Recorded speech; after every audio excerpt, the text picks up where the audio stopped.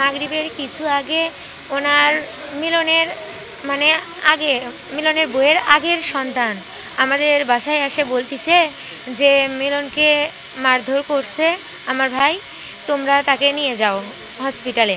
তো কাহালু হসপিটালে নিয়ে আসে, এখানে তো নেয়নি, পরে বগুড়া মেডিকেলে নিয়ে যাওয়া হয়েছে। মেডিকেলে নিয়ে গেছে, তার একটু পরে মারা গেছে ওখানেই। আমরা বিচার চাচ্ছি যে আসামির ফাঁসি হোক। কোনো সমস্যা না, যে ছেলে মারছে ওই ছেলে সন্ত্রাসী, নিশা করে, মায়ের সাথে কেসাল। সকল ওই আমার ছেলে করছে মায়ের সাথে কেসাল করছে, মা কুত থেকে টাকা দিবি, এলে দুই এক কথা হতে হতে মেরে দিছে। যেটি যা পাচ্ছে সেটা দিয়ে মারছে, লাঠি দিয়ে মারছে, দাউড় দিয়ে মারছে। ছেলের ফাঁদ চাই, যাই মারছে তার ফাঁদ চাই।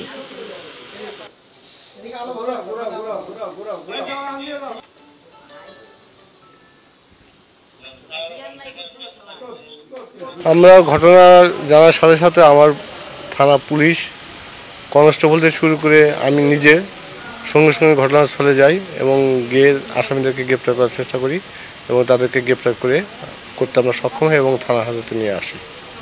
আসামি কি একজন? ওরা মা আছে এবং ছেলে। ঘটনাটা মানে কেন জানা গেছে তা ওই ছেলের মাকে যে মারা গেছে ডিজিজ, সে নাকি বিয়ে করে নিয়ে আসছিল, যার পরিপ্রেক্ষিতে তাদের মধ্যে হিংসা এবং শত্রুতা শুরু হয়। আপনারা জানেন বাড্ডা মাদ্রাসায় নাজিমউদ্দিনকে নৃশংসভাবে হত্যা করা হয়েছিল। যে ছেলেটি হত্যা করেছিল তার বয়স 17 আর নাজিমউদ্দিনের বয়স মাত্র 13 বৎসর। মাদ্রাসা কর্তৃপক্ষ ছেলে মেয়েদের প্রতি দৃষ্টি দেওয়াই তাদের দায়িত্ব। এই নাজিমউদ্দিনকে খুন করার উদ্দেশ্যে 300 টাকা দিয়ে একটি ছুরি এনে আবু সাইদ বালিশের নিচে রেখেছিল। এর আগের দিন সিসি ক্যামেরার লাইন কেটে দেওয়া হয়েছিল। 2 দিন পরে যাইয়া রাত্রে 2টায় নাজিমউদ্দিনকে হত্যা করেছিল, গলা কেটে হত্যা করেছিল। আমরা এর তীব্র নিন্দা এবং প্রতিবাদ জানাই। মাদ্রাসা কর্তৃপক্ষ যদি সচেতন থাকতেন, সিসি ফুটেজের মাধ্যমে আগের দিন হয়তো এই ঘটনাটা দেখতে পাইতেন। ছেলেটাতে ছুরি এনে বালিশের নিচে রেখেছিল, সেটা দেখতে পাইতেন। নিশ্চয়ই এখানে মাদ্রাসা কর্তৃপক্ষের কিছুটা হলেও অবহেলা আছে। এখানে যে ছেলেটি নাজিমউদ্দিনকে খুন করেছে সেই ম্যাজিস্ট্রেটের আদালতে নির্দ্বিধায় সাক্ষী দিয়েছেন, সে নিজেই এই ছেলেটাকে খুন করেছেন। নিশ্চিত সেই এই খুনের জন্য তার সর্বোচ্চ সাজা হওয়া উচিত। তার সর্বোচ্চ সাজা হবে। তার স্বীকারোক্তিতে তো সেই খুনি সেটা নিশ্চিত হয়ে গেছে, প্রশাসনও নিশ্চিত। আর এই ছেলের বাহিরেও যদি 2-1 জন এর সাথে জড়িত থাকে, আমরা প্রশাসনের প্রতি উদাত্ত আহ্বান জানাচ্ছি, তারা যেন নিখুঁতভাবে তদন্ত করে, যদি এই ছেলের সাথে কেউ সংঘবদ্ধ থাকে তাদের বিচারও যেন দৃষ্টান্তভাবে করে থাকে। সংগ্রামী উপস্থিতি, আজকে নাজিমউদ্দিন খুন হয়েছে, আগামী দিনে আরো খুন হবে না সেটার নিশ্চয়তা নাই। আমরা চাষিহাটের পক্ষ থেকে জানাতে চাই, যদি মাদ্রাসাগুলো সঠিকভাবে নিয়ন্ত্রণ করতে না পারে তাহলে মাদ্রাসাগুলো বন্ধ করে দেন, না হলে নিয়মতান্ত্রিকভাবে মাদ্রাসা পরিচালনা করবেন। এমনকি আগামী দিনে এই নাজিমউদ্দিন হত্যার নৃশংস খুনের সঠিক বিচার হবে, এই আশাবাদ ব্যক্ত করে আমি আমার সংক্ষিপ্ত বক্তব্য এখানে শেষ করলাম। মা বাবার অতি আদরের সন্তান নাজিমউদ্দিনকে নৃশংসভাবে হত্যা করে আজকে একটি পরিবারকে, একটি সমাজকে সংঘাত করেছে।